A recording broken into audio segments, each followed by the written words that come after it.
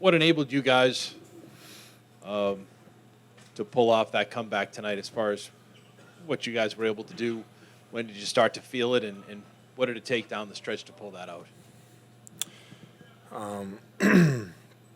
Yeah, first of all, for me, it's the glory to the Lord for giving me this opportunity, putting me in this position. And for us, it was just poise. We were down, obviously big, but the biggest thing that we understood was that we needed to continue to play, continue to trust each other, and I felt like we had opportunities early in the fourth to kind of take over. We had really good looks, end of the third, and we just couldn't get it done. And I give this group a lot of credit for continuing to stay with it, despite us not making shots when we had those opportunities. That three-pointer from the corner where Jason drove, kind of drew three defenders and threw the bounce pass behind his back to you. Can you just take us through that play and what kind of vision it takes from him to see that and then put it exactly where you needed it? Yeah, I know, it's pretty special. He drove to the basket. He felt like he had a lane, and then I don't know how he got it there, and he had to improvise, and he just continued to make time after time the right play, and that was an unbelievable play that he made. And at that point, for me, it was just, take my time and knock it down. Al, you talk about the poise and mental strength to kind of come back there at the end, but how do you maintain that when the Pacers had shot so well? They hit everything against you guys, and on top of that, the shots weren't falling for most of the guys. That combination usually doesn't lead to a good result. How do you guys keep your heads about you to make that final kick? The biggest thing for us was to, we understood it was going to be very difficult here. They were undefeated here at home. I don't think they've lost here since, March 20th or something like that? 18th. They've been playing really well, and we understood the challenge. And T.J. McConnell, such a good player. His energy and Nemhard was unbelievable today as well. And they brought it. They kept bringing it. And for us, my whole thing was like, let's just keep playing. Let's just keep playing. Let's stay with it. I feel like Joe was trying to do everything and anything that he could to kind of get us going, and it was hard. And it's hard to win on the road.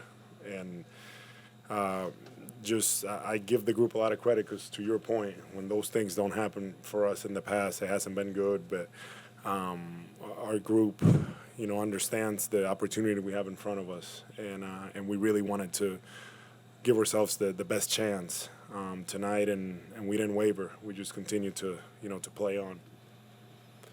Al, tonight you became the oldest player in NBA history to hit 7 3-pointers in an NBA playoff game. What does that mean to you to be able to do this for so long, especially considering you weren't a three-point shooter for so much of your career?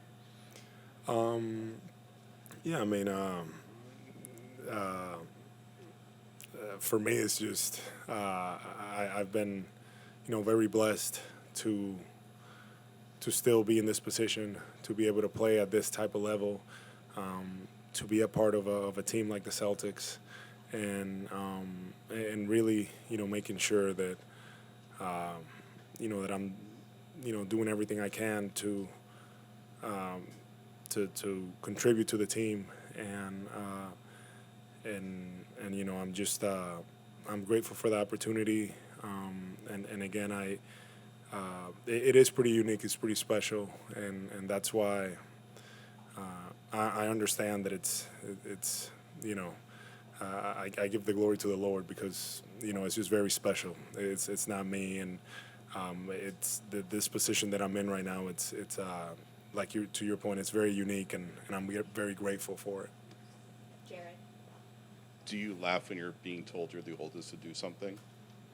Is that weird to hear? Yes, I do. But it's fine. I mean, I get it. I feel like we do make that's a constant. The age is being brought up a lot, and I just think it's funny. Yeah.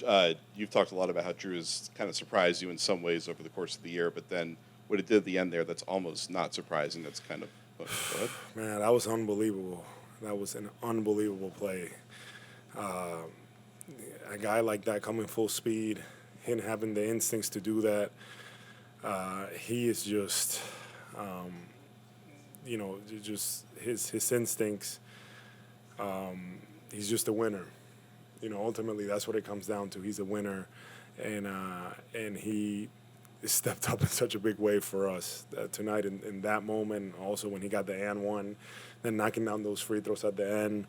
He's a winner, man. I'm so fortunate to be playing next to him. I don't take it for granted.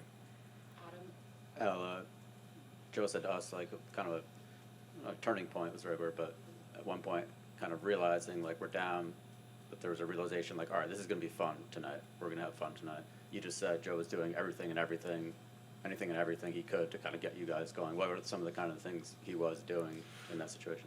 Well, I mean, we were searching for answers because they were shooting the ball so well.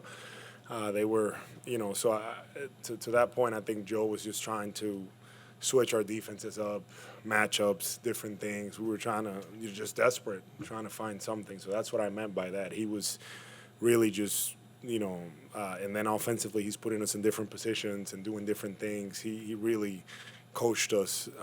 It was incredible, just to see him going through so many progressions, through so many things. And, he's demanding on us.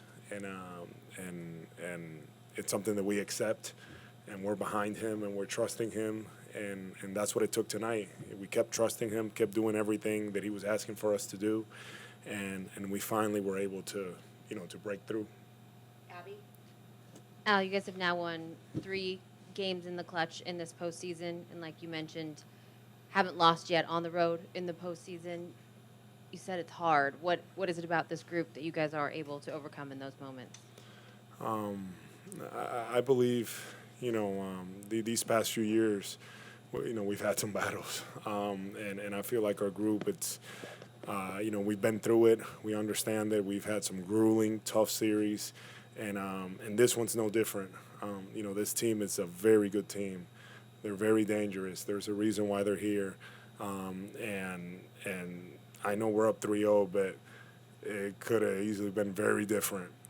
That's just how good of a team they are, and for us, we've been fortunate, and I think definitely our experience has helped us in these moments. Al, I apologize for one last age question, but do you ever have, for real old people, come up to you and compliment you on the fact that you're still playing basketball? And if so, how do you react to that? Like on the full game? All the time, yeah. No, all the time for sure. I think I definitely,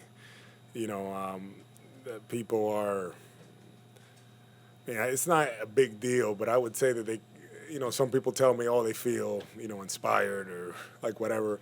I don't know about that, but I just think that it is impressive, I guess, at my age and playing at this level and doing these things. But I do get that quite a bit. Al, you've kind of made 2 references to your faith. You're a faithful man, but you usually don't do that. Is there something special about this game or tonight that's kind of made you more grateful, or is it just kind of just coming out? No, I just think it's coming out. I feel like I'm always mindful of of that, and the people that know me, they understand. How my faith, that's, the most important thing in my life. But I do understand where I work and where I'm about. And, it's not like I'm going to necessarily bring it up all the time. But I do want to recognize it and acknowledge it because, people ask, with my age and all these things and how it is. And a lot of people do a lot of the physical stuff that I do, the same things that I do. They do all that stuff, and they're not getting those results. And and I have, promises and things with my faith that has put me in this position. So that's why I'm so grateful to be in this position right now. Presented by your New England Ford dealers. Built for America. Built Ford proud.